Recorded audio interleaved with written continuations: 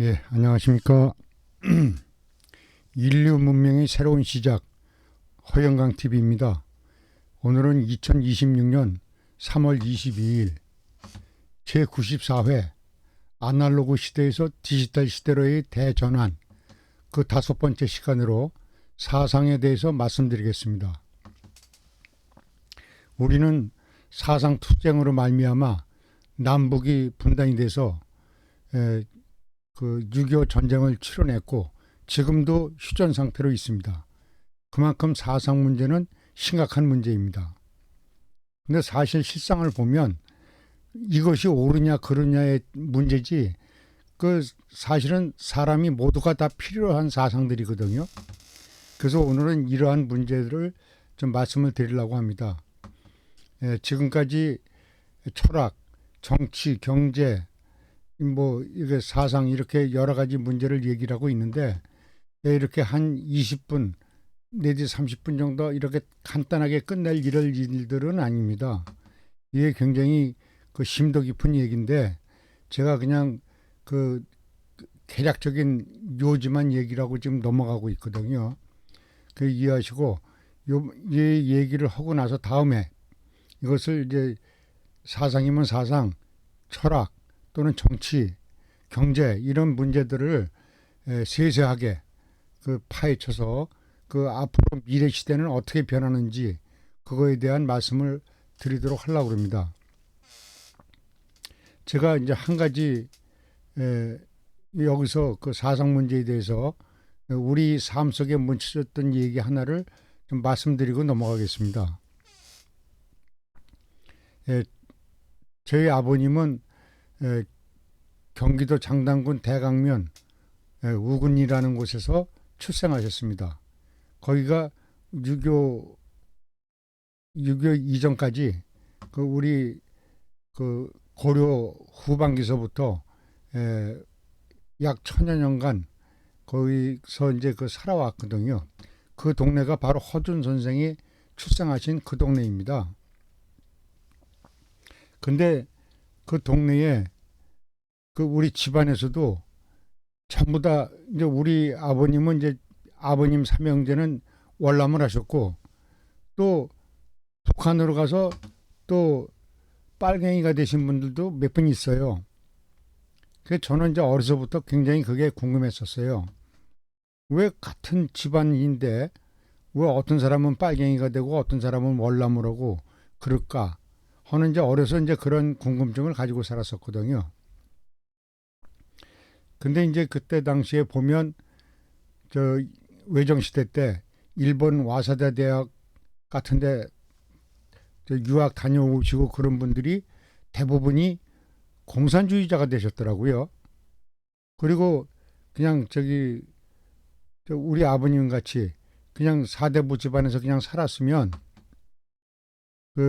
그냥 그, 그, 이 머슴들이 어느 날 갑자기 나가서 빨간 한 장을 차고 들어와서 이제 공갈 협박을 하고 행패 부리고 하는 모습을 보면서, 아, 여기서는 이제 우리 공산주의 사회에서는 못 살겠구나, 이렇게 생각이 돼서 이제 아버지 삼형제만 월남을 하셨어요.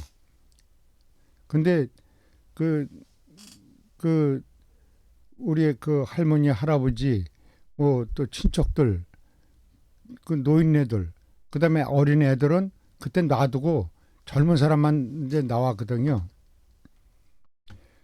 이제 그랬는데 제가 국민학교 다닐 때인데 그 연천에 그 우리 동네에 그 친구네 집을 제가 놀러 갔어요. 국민학교 다닐 때인데.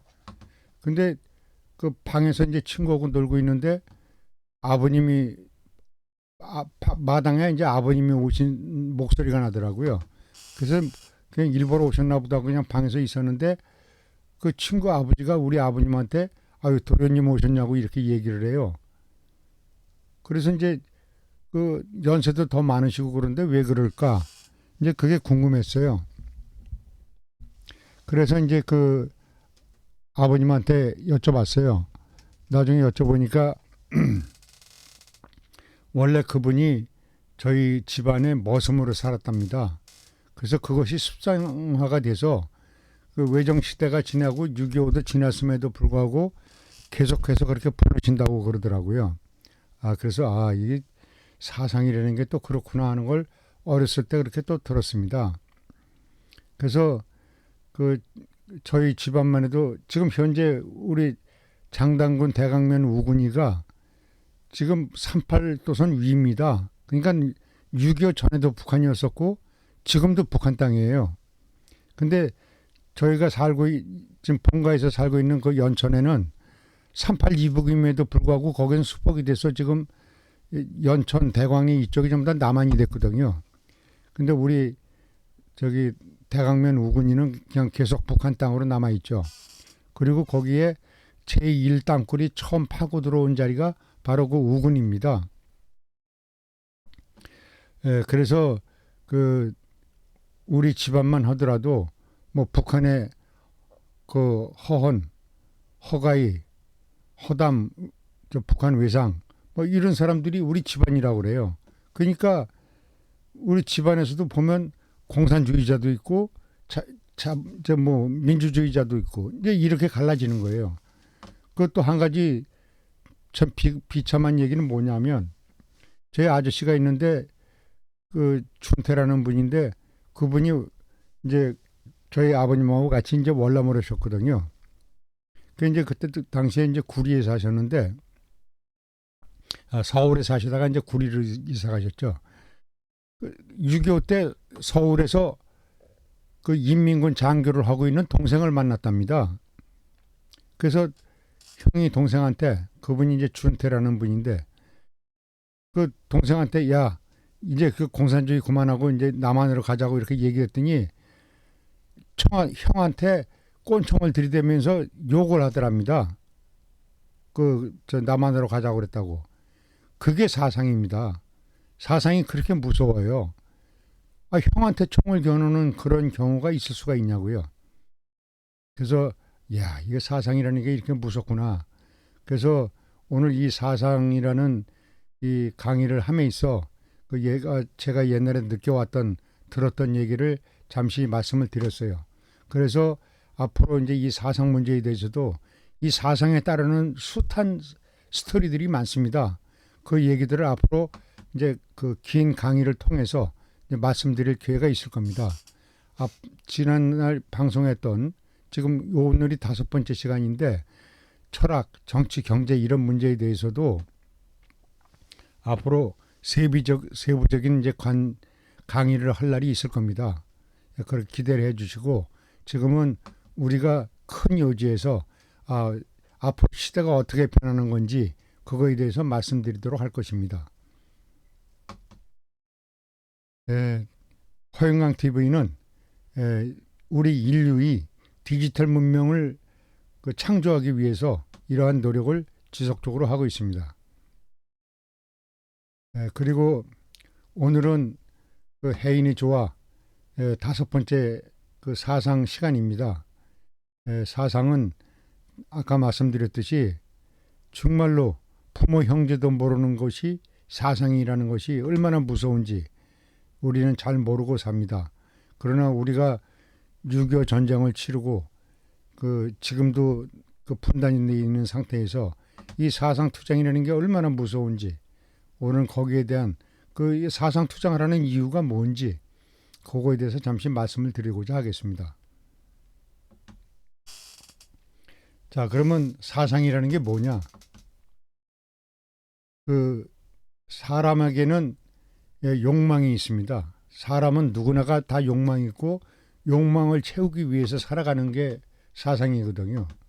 그럼 욕망에는 뭐가 있냐? 누구든지 살아야 되겠다는 생명력, 또 밥 먹고 살았으면 남보다 편해지고 싶다는 알랑력, 그 다음에 남보다 편해졌으면 그 다음에 남보다 더 높게 올라가고 싶다는 명의욕, 또 명의욕이 채우고 나면 그 다음에 죽어서 좋은 곳으로 가고 싶다는 사후욕이 있습니다. 이제 이거 사후욕은 이제 종교가 말해주는 것이죠. 그래서 여기서 좀 말씀드린 것 같이 이렇게 가족이 같이 잘 먹고 잘 살고 이렇게 사는 것이 생명력이고, 그다음에 이렇게 잘 먹고 즐겼으면, 그다음에 부부 생활을 하면서 그 자손들과 함께 그 편안하게 잘 살고 있는 것이 그다음에 두 번째 욕망일 것이고, 그다음에 세 번째는 그 좀 더 남보다 잘 돼서 무슨 법관이 되든 변호사가 되든 대통령이 되든 이런 남보다 나아지고 싶다는 명의욕, 이런 것이 인간에게 내재되어 있거든요. 그 다음에 죽어서 이 천당을 가고 싶다는 사후욕, 이런 것이 그 인간의 4대 욕망이라고 합니다. 그래서 이 사상이라는 것은 우리가 이렇게 뭐 생명력, 안락력 얘기할 땐 사상이 무서운 줄 모르지만, 북한하고 우리가 이렇게 피 터지게 싸운 이유가 바로 이 사상 때문에 그랬거든요. 그리고 지금도 공산주의가 끝난 거 아니에요. 뭐 그 소련도 지금 공산주의가 끝나고 지금 뭐 민주주의 체제라고는 하지만 거기도 그냥 공산주의 잔재가 그냥 있어요. 뭐 중국은 뭐 시장 경제는 표방하고 있지만 공산당이 지금도 집권을 하고 있고, 북한은 말할 것도 없고, 또 월남도 뭐 시장 경제는 한다고 그러지만 공산당이 집권하고 있잖아요. 그래서 지금도 이 사상 문제를 잘 들여다봐야 됩니다. 그래서 과연 어느 체제가 옳은 것이고 인간에게 필요한 건 어떤 건지 이번 시간을 통해서 같이 공부해 보도록 하겠습니다. 자, 사상이 뭐냐? 생명력, 안락력 착취의 민주주의. 민주주의는 생명력과 안락력을 착취합니다. 예를 들어서 돈이 없으면 어디 가서 쌀도 못 사고 밥도 못 먹습니다. 그리고 돈이 없으면 어디 가서 잠도 못 잡니다. 이것이 그 생명력과 안락력을 착취한다고 이제 그러는 겁니다. 물욕은 무시하고 신앙, 종교, 신앙만 인정하니 생명력과 안락력은 착취하고 명의욕과 사후욕은 착취 없다. 이것이 민주주의라고 하는 것입니다. 다시 읽겠습니다. 생명력과 안락력은 착취하고 명의욕과 사후욕은 착취가 없다. 우리 민주주의를 말해서 이제 자유라고 그러죠. 자유민주주의라고 하죠. 그다음에 공산주의를 빵이라고 하죠. 그러니까 자유는 마음, 보이지 않는 것이고, 이건 공산주의는 물질이죠. 그래서 물욕을 탐내는 것을 공산주의라고 하죠.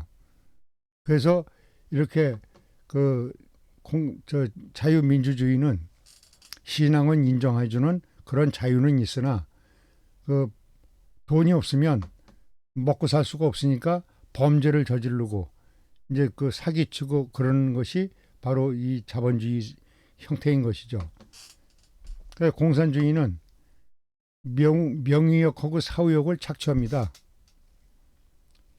그러니까 8시간 같이 일하고 8시간 잠자고 하니까 생명력과 안락력은 누구든지 공산주의 사회에서 살면 배급을 줍니다. 그렇기 때문에 생명력하고 안락력은 이제 충족을 시켜주는 거죠. 그러나 종교가 없으니까 명의욕과 사후욕은 착취하게 되는 거죠. 예를 들어서 당원 아닌 사람이 북한에서 무슨 행위를 할 수가 없거든요. 공산당이 아니면 뭘 할 수가 없어요. 아무것도 없어요. 노예나 마찬가지예요. 그것이 공산주의입니다.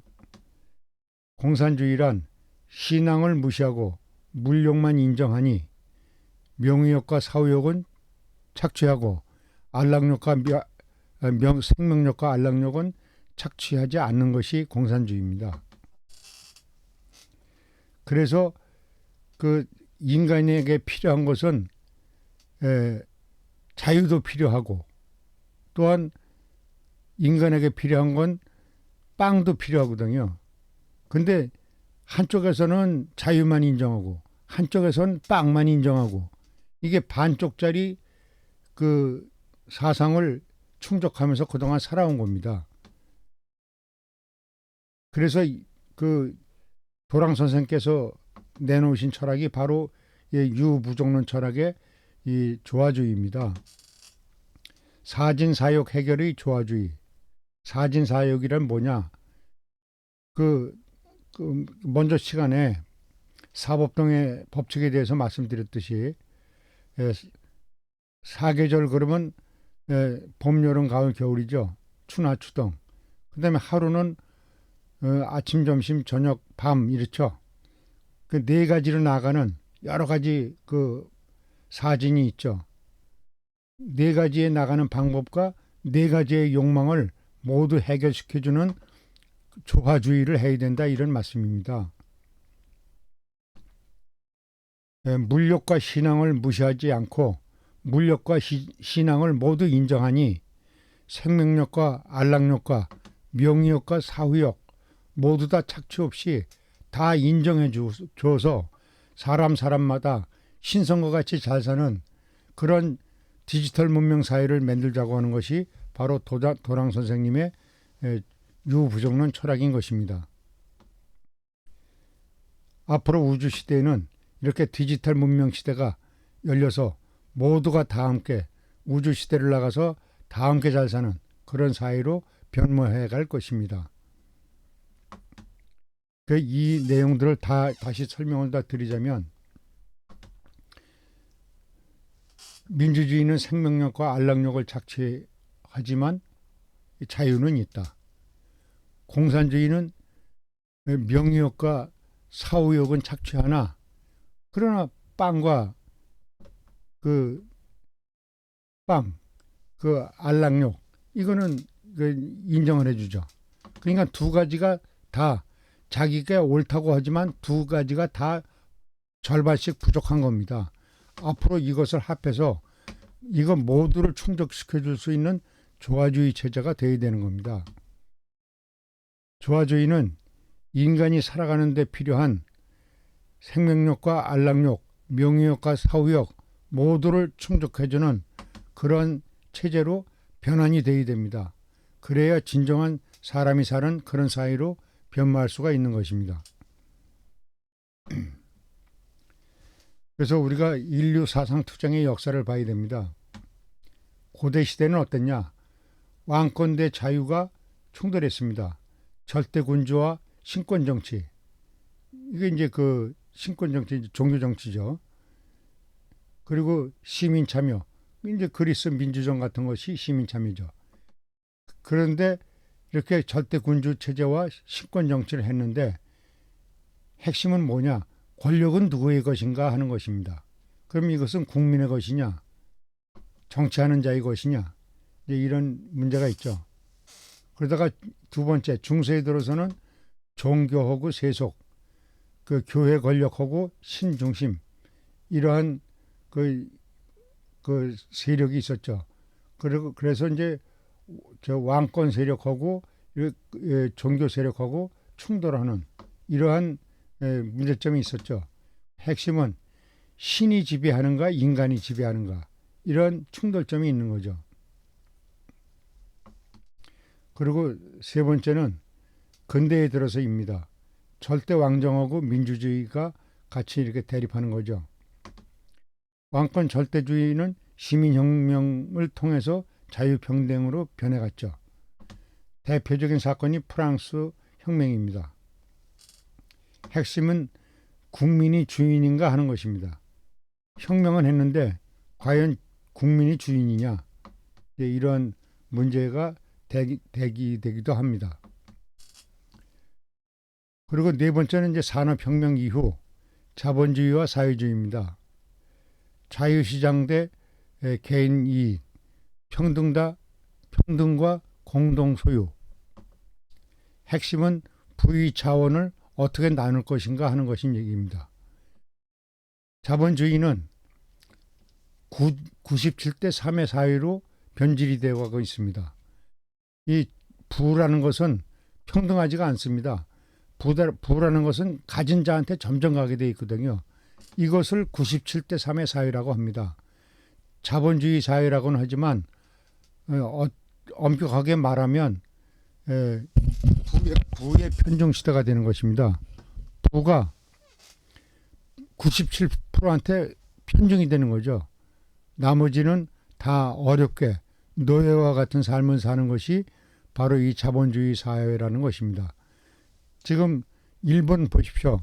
젊은이들은 다 그 일도 안 하고 굶어 죽어가고 자살자가 늘어가는데 노년층의 그 과거의 부를 편중하게 가진 사람들은 돈을 안 쓰고 다 껴안고 있죠. 그래서 돈이 안 돌아가니까 사회가 죽어가는 거죠. 젊은이들은 그냥 죽어가고 노인네들은 그냥 그렇게 껴안고 있다가 죽어가고 이러한 불평등한 사회가 만들어지는 겁니다. 그래서 앞으로 개인의 이익이 아니고 그 부와 자원을 어떻게 나누어 살 수 있는 것이냐, 이것이 이 문제점을 해결하고 조화주의 시대로 가는 이런 계기가 되어야 된다. 그래야 다 함께 잘 사는 사회가 될 수 있다는 얘기입니다. 다섯 번째는 20세기의 냉전 시대입니다. 자유민주주의와 공산주의. 그동안 우리가 살면서 이런 거 많이 겪었죠. 6.25 전쟁도 겪었고, 뭐 월남전, 뭐 한국전, 뭐 요새 그 중동에서 벌어지는 전쟁, 뭐 소련과 우크라이나 전쟁, 이런 그 냉전이 계속되고 있죠. 이런 것이 이제 종식이 돼야 됩니다. 앞으로 이런 전쟁은 전혀 없이 모두 살 수 있는 사회를 전환돼야 됩니다. 그런 세상을 만들기 위해서 허영강은 노력을 하고 있는 것입니다. 그리고 여섯 번째로 현대 21세기 들어서 갈등과 혼합과 공존, 갈등을 혼합해서 공존하는 사회로 만들어야 되겠다. 그래서 사람들은 시장하고 복지 혼합 체제하고 이념보다 실력 협력을 강조하고 이렇게 하고 있죠. 그런데 핵심은 뭐냐? 어떻게 함께 살 것인가가 문제입니다. 어떻게 함께 살 수 있는 것이냐. 이것이 바로 필자가 얘기하고 있는 조화주의라고 하는 것입니다. 한 줄 정리해서 말씀드리겠습니다. 왕권에서 종교, 종교에서 민주, 민주에서 자본주의와 공산주의, 그 다음에 공존의 시대로 변질화되고 있습니다. 지금 이 시대가 바로 조화주의 디지털 사상 경제 체제로 변환되는 사회입니다. 자유와 평등, 개인과 공동체, 경쟁과 협력, 이런 것을 뛰어넘어서 공존의 시대로 가야 됩니다. 이것이 디지털 문명 시대의 사상인 것입니다. 우리 인간은 앞으로 이런 사상 투쟁에 종말을 고해야 됩니다. 지금 사상 투쟁의 종말을 고할 그럴 시점이 됐습니다. 필자가 1980년부터 이 학문을 계속 연구해 오면서 지금까지 한 번도 이런 얘기를 바깥으로 한 일이 없습니다. 왜냐하면 이상하게 보이고 남한테 오해를 받게 되니까 이런 얘기 안 하고 살았거든요. 근데 왜 지금 2026년 돼서 이런 얘기를 하느냐? 때가 됐기 때문입니다.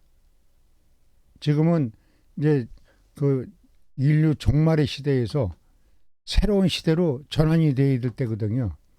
그래서 이 어려운 인류의 사상 투쟁을 종말시키고 이제 새로운 시대로 안내하고자 하는 것이 바로 필자야 허영강의 생각인 것입니다. 그래서 본질은 대립과 투쟁의 시대를 끝내고 조화의 시대로 변화를 해서 다 같이 이렇게 평화로운 사회로 만들어가자. 이것이 필자의 생각입니다. 생존 경쟁 이제 끝내야 됩니다. 내가 살기 위해서 남을 죽이는 일은 절대로 해서는 안 됩니다. 미래 사회는 너를 살리지 않으면 내가 죽는 그런 이타주의 사회로 변모해야 됩니다. 그래야 이 상호주의가 발전을 하고 이 사회가 발전하고 공존을 할 수가 있습니다. 그래서 우리는 아랍과 공산주의와 민주주의와 군국주의 이런 것들을 물리치고 앞으로 아날로그 시대를 종식하고 디지털 시대를 맞이해서 세계 인류가 다 함께 행복한 시대로 나가자. 혼돈의 시대를 종식하고 평화의 시대로 가자 하는 것이 저희 주장인 것입니다. 오늘은 그 5번째 사상에 대해서 말씀드렸습니다. 앞으로 지속적으로 아날로그와 디지털 시대의 대변환 무엇을 뛰어넘어야 하는지 지속적인 방송을 하겠습니다. 이렇게 시청해 주셔서 감사합니다. 고맙습니다.